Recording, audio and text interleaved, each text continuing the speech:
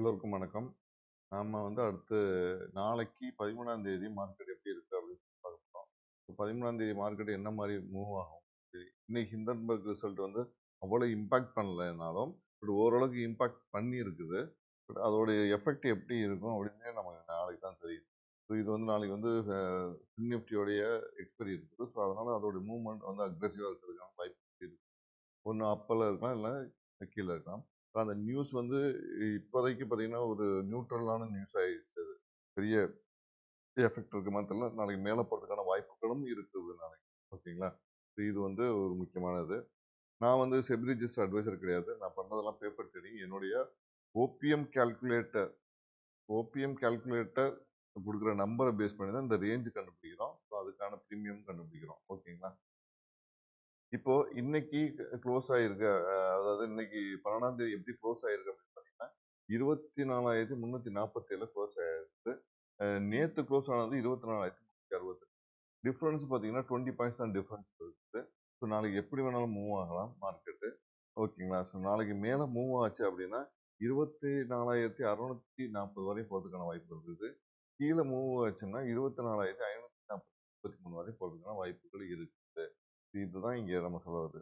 அப்ப நம்ம இந்த பிரைஸ் ரேஞ்சுக்குள்ள இருக்க ஸ்ட்ரைக்ஸ் தான் நம்ம நாளைக்கு செக் பண்ண போறோம். அப்படி நம்ம நாளைக்கு செக் பண்ணும்போது என்ன மாதிரியான ஸ்ட்ரைக்ஸ் நம்ம செக் பண்ணாலும் இந்த ப்ரீமியம்லாம் வாட்ச் பண்ணா பெட்டரா இருக்கும் அப்படின்னு தோணுச்சுன்னா என்னுடைய ஓபிஎம் கால்குலேட்டர் சொல்றபடி 73, 147, 294, 440. ஓகேங்களா? அது இல்லாம 294 பிளஸ் 367 இதையும் கூட நம்ம செக் பண்ணி பார்க்கலாம். ஓகேங்களா? எப்படி நடக்க போகுது நாளைக்கு, இந்த நம்பர்லாம் எப்படி ரியாக்ட் பண்ண போகுது நாளைக்கு அப்படின்னு நம்ம செக் பண்ணலாம். ஸ்ட்ரைக் ப்ரைஸ் இது என்னுடைய ப்ரைஸ் ரேஞ்சுக்குள்ள இருக்க ஸ்ட்ரைக் ப்ரைஸ்ல தான் நான் செக் பண்ணியிருக்கேன். நீங்க உங்களோட ப்ரைஸ் ரேஞ்ச் செக் பண்ணுங்க. பட் இந்த ப்ரீமியம்லாம் மூவ் ஆகுதா, இந்த நம்பர்லாம் டச் பண்ணுதா மார்க்கெட் அப்படிங்கிற மாதிரி நீங்க பாருங்க. ஸோ அப்போ டச் பண்ற மாதிரி இருக்குன்னா உங்களுக்கு பெட்டரா தோணும் எப்படி மூவ் ஆகுது அப்படின்னு சொல்லிட்டு. ஸோ இந்த நம்பர்ஸ்க்கு தான் முக்கியமானது. ஓகேங்களா? இந்த நம்பர்ஸ்ல மூவ் ஆகுதாங்கன்னு பார்க்கலாம். இது டச் பண்ணி போகுதா இல்லையான்னு பார்க்கறது தான் நம்மளுடைய வேலை. நம்ம நான் full and full paper trading தான் பண்றேன். எந்த ரியல் ட்ரேடும் கிடையாது. இது பேப்பர் ட்ரேடிங் பண்ணி பார்க்கணும். இந்த ஓபிஎம் கால்குலேட்டர் எப்படி ஒர்க் ஆகுது அப்படின்னு சொல்லலாம். ஓகேங்களா? இதுவரையும் ஓரளவுக்கு ஒர்க் ஆகிட்டு தான் இருக்குது.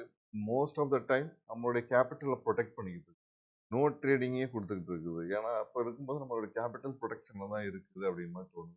ஸோ பார்க்கலாம் இதோடைய இந்த மந்த்து இந்த கான்ட்ராக்ட் முடியும் போது தெரியும் இதோடைய நெட் ரிசல்ட் எப்படின்னா. ஸோ அதை பேஸ் பண்ணி நம்ம அதுக்கான ரிசல்ட்டை நம்ம சொல்லுவேன் market end of the contract முடியும் போது. ஸோ உங்களுக்கு இந்த வீடியோ பிடிச்சிருந்தா லைக் பண்ணுங்க, கமெண்ட் பண்ணுங்க, ஷேர் பண்ணுங்க, மறந்துடாம சப்ஸ்கிரைப் பண்ணுங்க.